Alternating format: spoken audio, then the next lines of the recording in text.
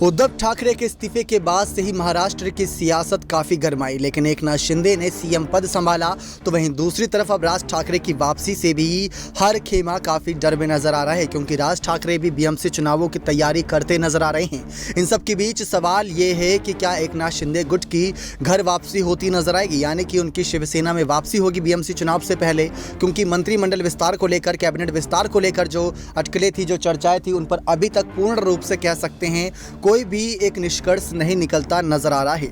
दूसरी तरफ बीजेपी से हटकर एकनाथ शिंदे को लेकर राज ठाकरे ने यह बात कही थी कि अगर उनके विधायक कभी भी एमएनएस पार्टी में आना चाहें तो उनका तहे दिल से स्वागत होगा। लेकिन वहीं दूसरी तरफ एक खबर ऐसी सामने आई जो सबको और भी ज्यादा दंग करने वाली है। दरअसल वो खबर ये थी कि शिवसेना प्रमुख उद्धव ठाकरे ने राज ठाकरे को मनाने की कोशिश की थी। ये रामदास कदम का बड़ा खुलासा था। जहां महाराष्ट्र में शिवसेना की मुसीबतें खत्म होने का नाम ही नहीं ले रही हैं, तो महाराष्ट्र में एकनाथ शिंदे की बगावत के बाद शुरू हुआ सियासी घमासान अब भी जारी है। शिवसेना के बागी विधायकों के तेवर ने उद्धव ठाकरे से सीएम की गद्दी छीन ली। आरोप लगाए गए कि महाविकास अघाड़ी सरकार चलाने वाली एनसीपी ने भगवा खेमे को खत्म करने का प्लान बनाया था। ये सारी बातें निकलकर सामने आई। खबर ये सामने आई कि किस तरीके से अगर रामदास कदम और दिवाकर राव कैबिनेट में होते तो अजीत पवार को खुला मैदान नहीं मिलता। कोरोना के चलते उद्धव ठाकरे 2 साल से घर में थे। इस दौरान अजीत पवार ने प्रशासन पर अच्छी पकड़ बना ली। उन्होंने एनसीपी को बढ़ाने की पूरी कोशिश की, लेकिन विधायक रामदास कदम ने एक इंटरव्यू में कहा कि बाला साहब के विचारों को किसने धोखा दिया। आदित्य ठाकरे को इस पर विचार करना चाहिए। आपकी उम्र क्या है? आपने अपने विधानसभा क्षेत्र में क्या किया है? शिवसेना के बागी विधायक दीपक केसरकर ने कहा कि हमारा कोई भी विधायक मातोश्री उद्धव ठाकरे, आदित्य ठाकरे के खिलाफ बयान नहीं देगा। शिंदे खेमे के विधायक ये बात समझते हैं। रामदास कदम ने यह भी कहा था कि सभी विधायकों का मानना था कि आप एनसीपी का साथ छोड़ दीजिए, फिर हम आ जाएंगे। ये बात निकलकर सामने आई थी। रामदास कदम ने यह भी कहा था कि 2 दिन पहले मेरी मनसे प्रमुख राज ठाकरे से फोन पर बातचीत हुई थी। राज ठाकरे ने मुझे चाय पीने का निमंत्रण दिया। अगर मैं जाऊंगा यही बात करते नजर आए तो मेरे पेट में जो है वो बाहर आ जाएगा। राज ठाकरे मेरे साथ हैं, बाला साहब के विचारों के साथ रहे, हमारी दोस्ती हमेशा के लिए है। मेरा बेटा एकनाथ शिंदे के साथ है, वह किसी पार्टी में शामिल नहीं होगा। ये बात वो करते नजर आए। लेकिन आप सभी को बता दें कि पिछले 25 सालों से शिवसेना मुंबई नगर निगम पर शासन कर रही है। 25 साल पहले कितने मराठी लोग बचे थे और अब कितने हैं? हमने मराठी लोगों के लिए क्या किया है, इसका उत्तर देना चाहिए। शिवसेना मराठी लोगों के अधिकारों के लिए हमेशा से लड़ी है।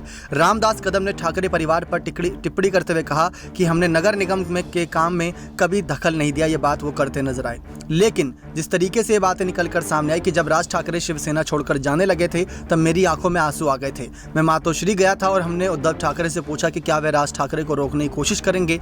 उन्होंने इस बात पर हामी भी भरी, लेकिन ये कोशिश कामयाब नहीं हुई। मैं अभी भी ये सोचता हूं कि क्या उद्धव ठाकरे मुझसे इसलिए नाराज थे क्योंकि मैं राज ठाकरे के करीब था। ये बात करते नजर आए।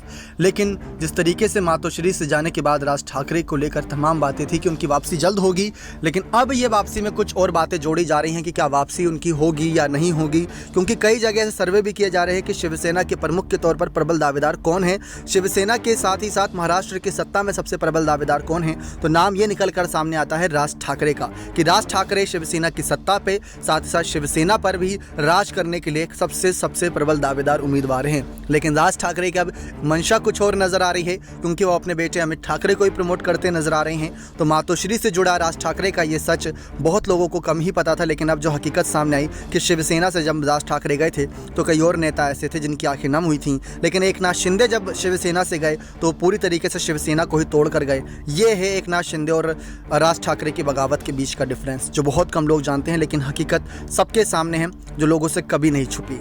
देखते हैं आने वाले वक्त में उद्धव ठाकरे के बीएमसी चुनाव से पहले क्या बड़े फैसले होते हैं। बने रहे चैनल के साथ ऐसी और तमाम बड़ी खबरों के लिए। लेकिन आपसे भी ये पूछना चाहेंगे कि राज ठाकरे या उद्धव ठाकरे शिवसेना के मुखिया के तौर पर कौन सही या कौन गलत।